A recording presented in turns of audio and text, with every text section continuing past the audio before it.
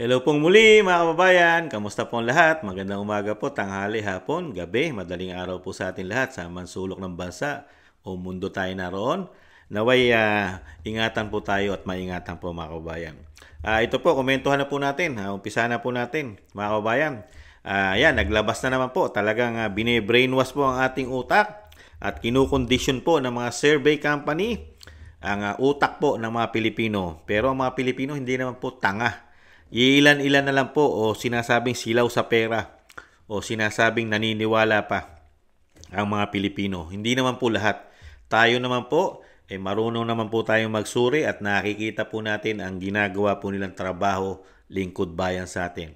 Ito po, ang survey po ng Okta Research ay naglabas na naman po ng survey nila at talagang nangunguna po halos ang pambato po ng bagong Pilipinas mga tambay. Isa lang po ang pumasok sa pambato po ni dating Pangulong Duterte. Totoo po ba ito?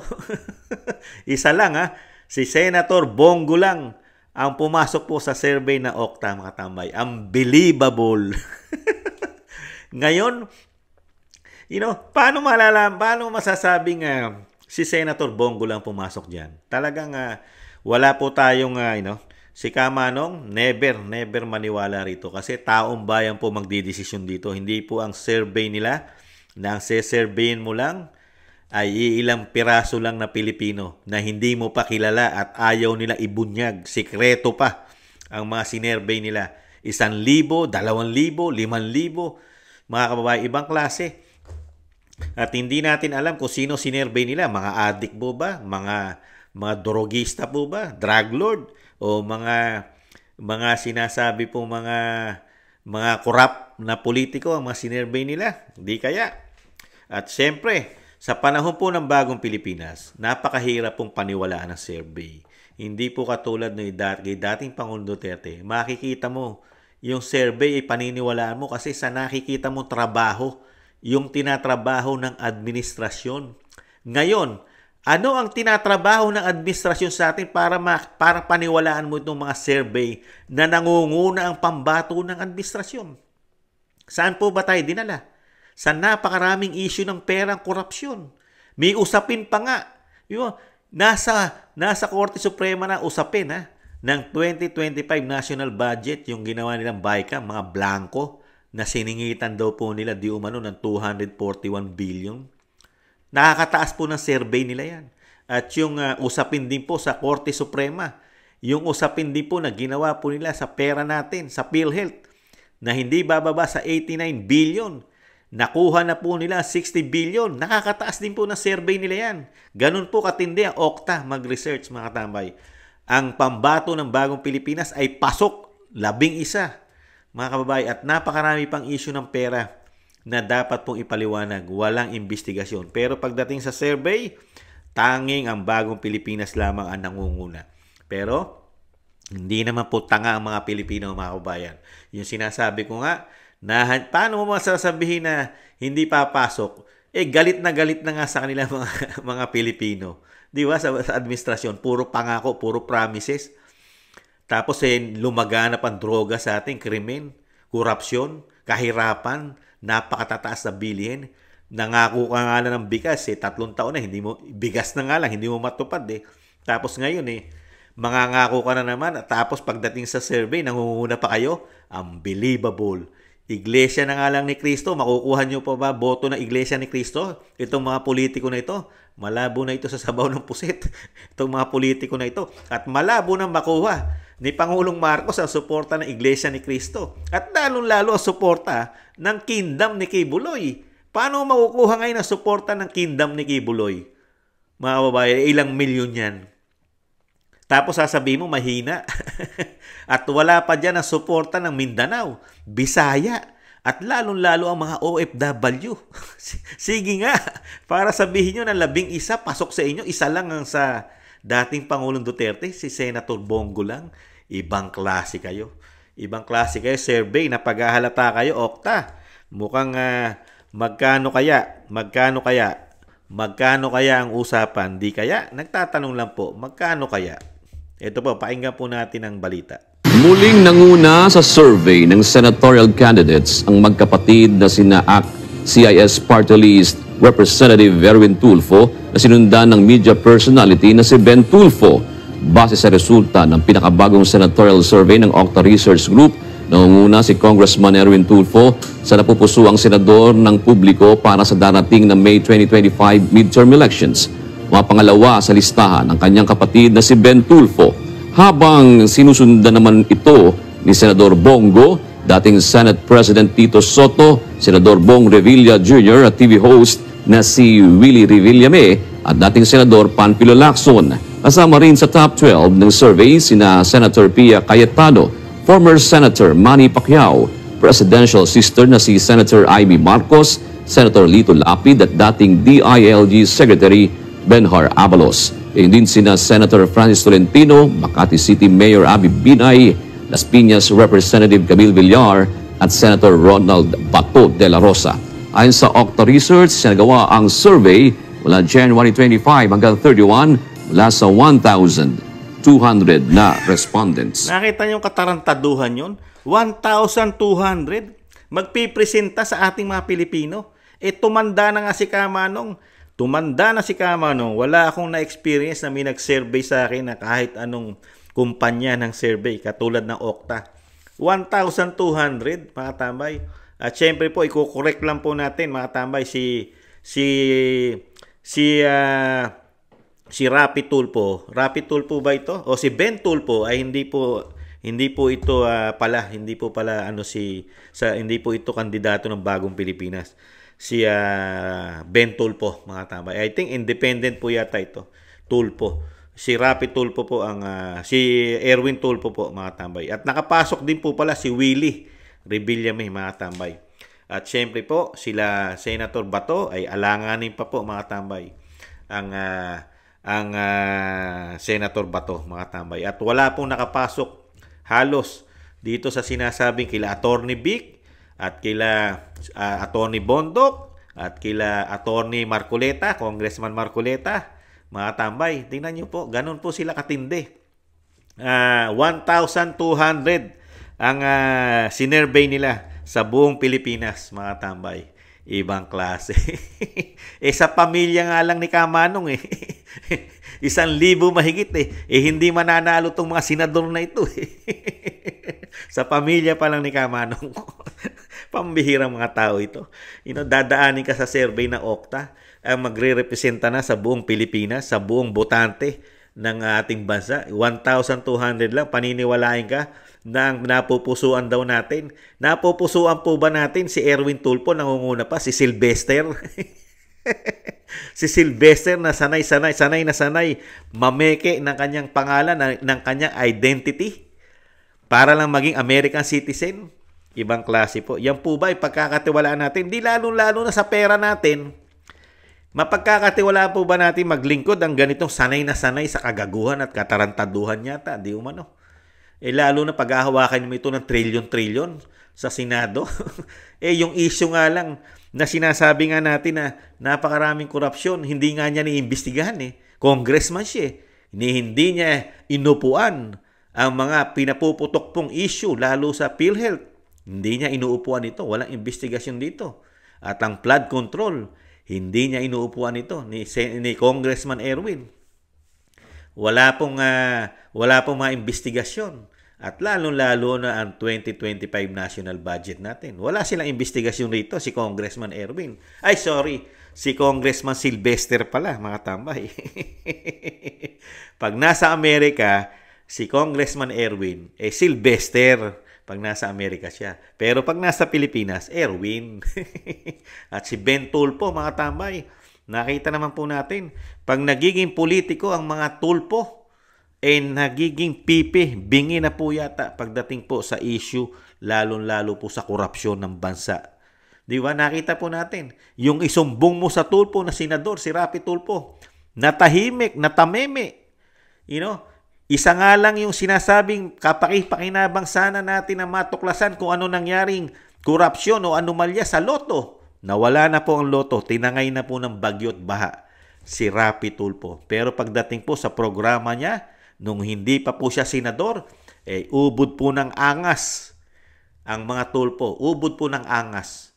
Lalo po to si Erwin. Maangas din po ito nung hindi pa congressman. Pero nung naging congressman, naging bingi, bulag. Pipi na rin po yata sa mga issue lalo sa korupsyon. Bakit kaya? Matatapang nung walang katungkulan. Nung nagkaroon ng katungkulan, mukhang nabulag, pipi at bingi. Di paano pagka nakapasok pa tong isa, si Ben Tulfo. Ibang klase. Ibang klase. Nako mga kababayan, huwag po tayong magpabudol.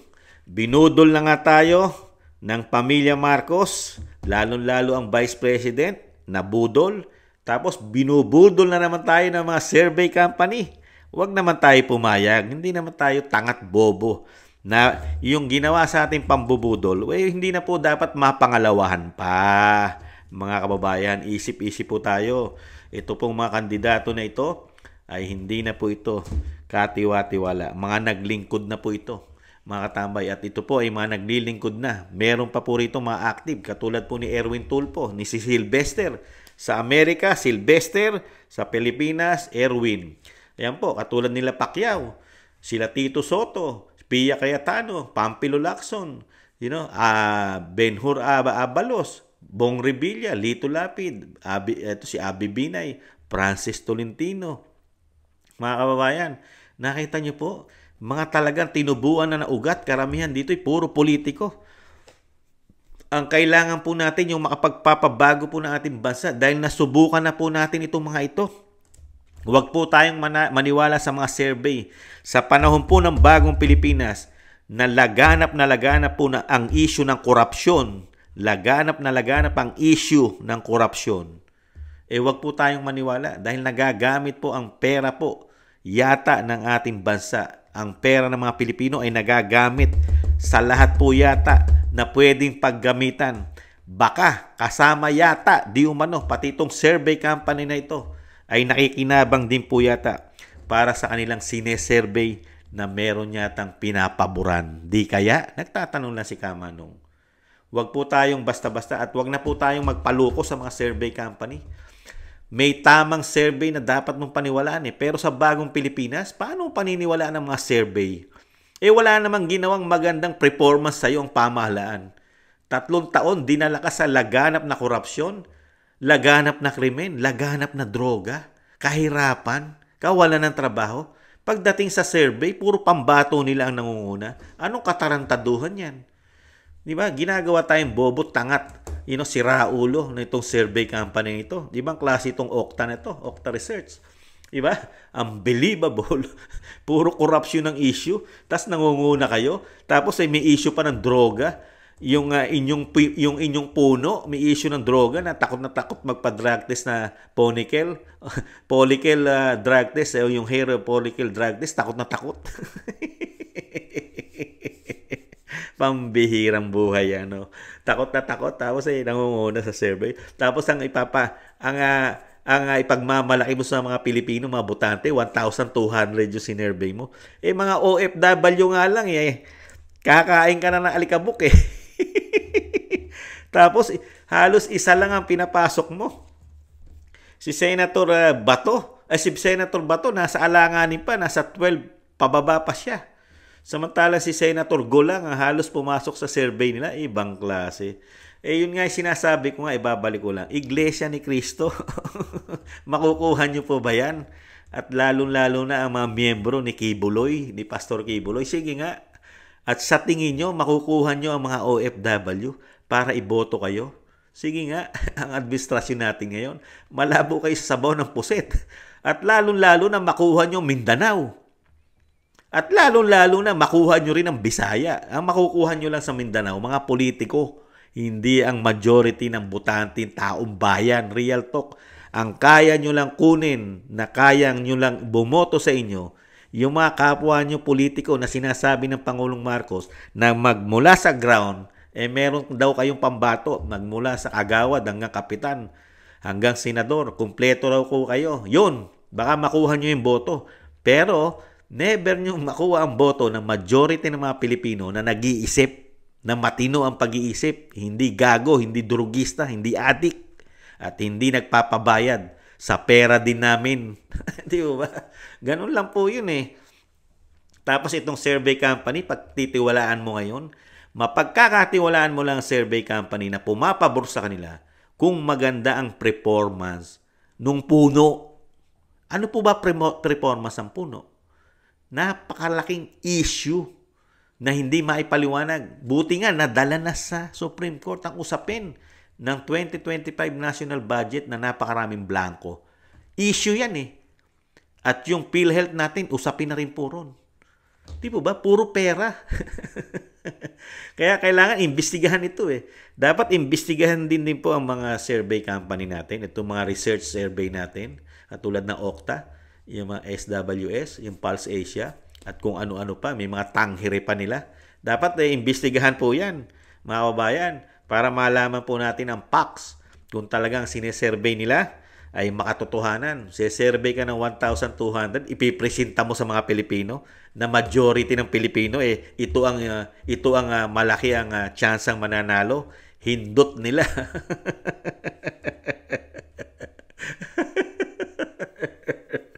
Sa totoo lang di ba? Kung yung pangulo nga nila na leader ng bagong Pilipinas, di ba? Yung leader, hindi naman mananalo yan kung hindi niya nakuha si Vice President Sara Duterte. Ngayon pa. Ang ginawa niyo sa mga Duterte, tinamnan niyo ng tinamnan ng mga kasinungalingang issue, kasinungalingang korupsyon para lang masiraan ang mga Duterte. Wala nga kayong maibintang, wala nga kayong matuklasan, wala kayong ma-issue na korupsyon sa kanila kung hindi puro gawa-gawa lamang. Dahil mismo ang COA ay wala namang sinasabi na korap ang mga Duterte, lalo ang Vice President. Di ba? Hindi katulad sa pamamahala ninyo. Magtatatlong taon pa lang, isang damukal na issue ng pera namin ang hindi nyo iniimbestigahan. Di po ba? Kaya ang taong bayan, walang iniwan sa Amerika yan di ba? Nakita nyo po sa Amerika. Binakbakan po nila ng binakbakan si President Trump. 4 na taon po nila pinabagsak yan. Di ba? Tinamnan po ng napakaraming issue rin po yan, si Trump. Di ba? Napakarami pong kaso ang ginawa nila kay Trump, kay President Trump, na 4 na taon, pinagsisiraan. Nakita nyo po, ano po nangyari? Nung naghalala na po, mga kabayan, lahat po ng partido ng naninira ang administrasyon po ng kalaban ni Trump, di ba? Ang Democrat, Republican po ang Trump. Lahat po ng pambato ng Democrat, nung maghalala na po at nagbotohan na, ano po resulta? Lahat po ng pambato sa Kongreso, sa Senado, ay majority po ay nanalo ang mga kakampi ni Trump. Republican po, di ba? Nakuha ni Trump. In example lang po natin, ganun din po nangyayari sa ating bansa. Binabakbakan po ng 3 taon ang Duterte, lalo ang Vice President. Sa tingin nyo, hindi mangyayari yung nangyari kay Trump, kay Vice President Sara Duterte, at kay dating Pangulong Duterte. Sige nga, tinatamnan mo na mga issue, gawa-gawang issue, na wala namang korupsyon, sinisiraan mo sa institusyon ng Kamara, kasama di umano ang tinatawag ng tambaluslos ni Vice President Sara Duterte. Kung si Trump nga, 4 na taon tinrabaho, hindi po kinagat ng mga Amerikano. Nanalo pa rin si Trump, majority. Nakuha nila ang presidente, siyempre, Vice President, taglay na yon. At ang kanilang Senate, at ang kanilang House of Representatives, puro Republican. Kaya po, sa Pilipinas, mga Pilipino, hindi naman po tanga ang mga Pilipino. Mas matatalino pa ang mga Pilipino. Di ba? Lalo sa pag-iisip. Alam na mga Pilipino na pinupolitika lang po ang pamilya Duterte. Unang-una, wala kasi silang nagagawa. Kaya ang tangi lang po nilang kayang gawin, dahil wala nga po sila ipagmamalaki, wala silang legacy ng 3 taon, ang tanging legacy lang po nila ay puro issue ng pera at issue ng droga, issue ng krimen, issue ng korupsyon. Yan lang po ang may pagmamalaki nila. At yung sinasabing groundbreaking, halos puro groundbreaking, ang issue po na pwedeng ipagmalaki sa atin. Flood control nga lang po ang pwedeng ipagmalaki. Tinangay pa ng baha. Tinangay pa ng malakas na hangin at malakas na tubig. Yun na nga lang ang nag-iisa na pwede ipagmalaki na disgrasya pa, mga kababayan. Kaya dito po, mga kababayan, Wag na wag po. May tamang panahon po kasi para paniwalaan mo ang survey. Komento ko po mga tambay. Yung tamang panahon, tamang pangulo. Kasi ngayon po, hindi tama ang pangulo. Napakalayo po para mo paniwalaan ang survey ngayon. Kasi walang performance na nakita ang mga Pilipino sa problema ng bansa. Yung sinasabi ko, ulitin ko, kahirapan. Napakatataas na bilihin. Hindi natugunan, bigas na lang. 'Di ba? Napakamamahal na gastusin natin, 'di ba? Kuryente, tubig, pamasahe. 'Di ba? Ano pa? Kawalan ng trabaho. Tapos ano pa? Dinala tayo sa napakaraming korupsyon. 'Di po ba? At nagbalikan ng isang damukal na adik, drug lord. 'Di ba? Krimen. Holduping, lahat, kidnapping ng mga anak natin, pati mga banyaga nakikidnap na. Lumakas na naman ang puwersa ng terorista. CPP and PNDF, Makabayan Black. Yan po ang legacy ng 3 taon. Nakabalik na lahat. Ano pa ang legacy? Lahat ng may kaso, involved sa droga, nakalaya. Binigyan pa ng pardon, absolutely pardon. Ang legacy, mga kababayan. Tumatakbo pa. Mga may issue nagtago ng 6 na taon, 7 taon sa gobyerno dahil sa issue ng droga. Nakalaya. Yung iba, may gawaan pa ng droga sa kulungan, naging senador. Napakahilig sa saging na saba, nakalaya. Kumakandidato pang party list. Yung isa, drug lord, nakapatay. Si Kerwin, tumatakbo pang mayor. At yung isa, maraming naging problema sa Dengbaksya. Di ba? Isang congressman, Garin o Garim. Ngayon, pinawalang sala ng DOJ, mga tambay. Napakarami nating mga anak na talagang nagkaproblema nung Dengbaksya. Pero mukhang naabsuelto na rin. Ganyan po ang legacy binigay sa atin. Yung mga may problema, mga sangkot, malalaya. Tapos, dinalan tayo ng tuni-tunilada yatang mga droga sa ating bansa. Ginawa yatang hanap buhay, di umano, pati ng kapulisan. Dahil pati ang kapulisan, hindi raw po maituturing na bisyo ang droga. Unbelievable. Ibang klase. Tapos, pagdating sa survey, sa lahat ng nabanggit ni Kamanong, pagdating sa survey, hindi po nakita ng survey yan. Hindi nakita ng survey, ang bagong Pilipinas ay napakaraming issue sa korupsyon, droga, krimen, kahirapan, siyempre, kawalan ng trabaho. Hindi kasama sa sinerbe yan. Lalong-lalo na yung nangyayari po sa institusyon ng Senado at Kamara. Karamihan po ng sinerbe nila ay naglilingkod po riyan. Sila po ang merong isyong kontrolado nila. 2 tao ang may kontrol ayon sa Vice President. 2 tao kumukontrol sa pera. Sila pa rin yung nahandyan. Sila pa rin yung karamihan matataas ang survey. Unbelievable. Kaya yung survey nyo, isaksak nyo. Saksak nyo sa wet po nyo ang inyong survey. Okta. Tingnan nyo na lang po ang galit ng mga Pilipino. Galit ng mga OFW. Galit ng mga kababayan nating Bisaya. Galit ng mga kababayan nating mga taga Mindanao sa ginawa nyong trabaho sa amin ng 3 taon. Kayong mga politikong nakaupo sa 19th Congress. Abangan nyo po ang galit, lalong-lalo mga OFW. Abangan ninyo ang galit. Yung sinasabi nga ni Kamanong, nangyari po kay Trump yan. Pero wala pong nagawa. Ang mga patong-patong na paninira sa social media, sa mainstream media, pati po ang kinasuhan sa korte, walang nangyari. Abolish po, nanalo ang President Trump. Ngayon pa, yung sinasabing mga na inutusan lang bumili ng suka at kinutsa-kutsa pa ng Pangulo na may issue ng droga. Akala mong napakaganda ng performance niya kung siya'y mangutya sa mga senador ni dating Pangulong Duterte, mga pambato ni dating Pangulong Duterte. Ang nangungutya, mga patindi ang nangungutya, akala mo kay gagaling-galing ng performance, duwag naman. Unang-una napakaduwag sa drug test. Drug test nga lang, duwag ka eh. Tapos kung mangutya ka, kala mo may maganda ka na nagawa sa bansa. Wala ka pa naman magandang nagagawa. Hindi mo nga matuldukan ng korupsyon, hindi mo matuldukan ng droga, hindi mo matuldukan ng krimen. Di ba? Ibang klase ka. Kahirapan na nga lang, bigas nga lang, hindi mo matuldukan eh. Pinangako mo, tapos mangungutya ka pa doon sa mga bagong papasok na senador. Ibang klase ka. Wala pang issue ng malalaking korupsyon yan eh. Kinukutya mo na. Kayo tong napakaraming issue na dapat sagutin sa Korte Suprema. Unbelievable. Huwag po tayong maniwala sa survey, mga tambay. Komento na inyong likod. Hindi po kapani-paniwala ang survey sa panahon po ngayon. May tamang panahon po na dapat paniwalaan po sila. Sa panahon po ngayon ng bagong Pilipinas, malabo pa sa sabaw ng pusit na paniwalaan po natin sila.